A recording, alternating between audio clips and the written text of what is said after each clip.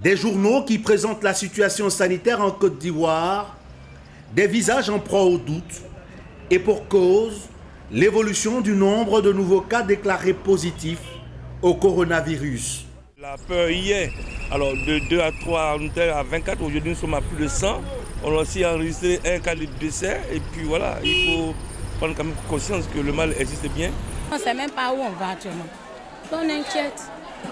C'est pas en sortie, on est en danger, on est obligé de rester dans la maison, on ne sait pas quand tout ça va finir. L'histoire de la scolarité, tout ça, on ne va pas le faire, on doute un peu et on a peur pour ne pas qu'il y ait une année blanche, quoi. Dans la très festive commune de Yopougon, les inquiétudes sont de plus en plus grandes depuis la décision du Conseil national de sécurité de fermer les maquis, bars, restaurants, magasins non utiles et réduire les heures de marché. Ici, comme partout ailleurs, ceux qui vivent au jour le jour ressentent déjà les effets de la pandémie à coronavirus. On a fermé, ça fait moins une semaine comme ça. Une semaine comme ça. On a des affaires à faire encore. Vous voyez, il y a des marchandises dedans, on ne vend pas. On a des enfants, il y a des maisons, il y a des courants, tout ça là. Aujourd'hui pour le taxi, il faut prendre 3 places. 3 places, les gars négocient. Les gars négocient. 100 francs, à quel moment tu peux avoir le carburant? À quel moment tu peux gagner la recette du patron? À quel moment tu peux avoir pour toi? Donc tout est devenu difficile. Là où nous sommes là, il n'y a pas l'argent. Donc maladie comme ça là, comment on va faire pour s'occuper de nos parents, de nous-mêmes, de nos enfants? Des préoccupations entendues en partie.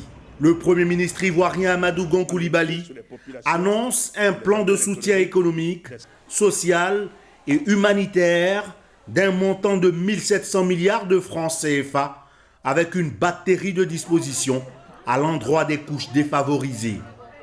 Le gouvernement entend décaler pour l'ensemble des abonnés les dates limites de paiement des factures d'électricité et d'eau d'avril à juillet 2020 et de mai à août 2020. À cet effet, des facilités de paiement seront proposées pour soulager les populations. Prendre en charge les factures d'électricité et d'eau devrait être payées en avril et mai 2020 des couches défavorisées, c'est-à-dire des ménages abonnés au tarif social d'électricité et des ménages facturés uniquement dans la tranche sociale pour l'eau. Reporter de 3 mois le paiement des taxes forfaitaires pour les petits commerçants et artisans, notamment les maquis, les restaurants, les boîtes de nuit, les bars, les cinémas et les lieux de spectacle. Reste que les 191 cas déclarés positifs à ce jour et le décès d'une personne font craindre à la longue un confinement total. Sur la question, les avis sont partagés. Moi, je pense que c'est pour la bonne cause, puisque bon, aujourd'hui, ça émane de la santé de tous. Donc, je pense que c'est pour la bonne chose. Ça ne peut pas nous arranger.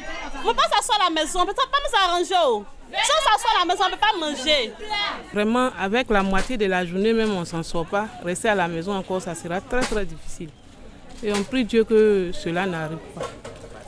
Même si pour l'heure, Dieu veille, le respect des gestes barrières reste le moyen le plus efficace pour empêcher une propagation rapide de la pandémie à coronavirus qui a déjà fait plus de 45 000 morts à travers le monde. Les Ivoiriens continuent de vivre avec l'espoir qu'un traitement au Covid-19 soit rapidement trouvé. Comme le dit l'adage populaire, découragement n'est pas ivoirien.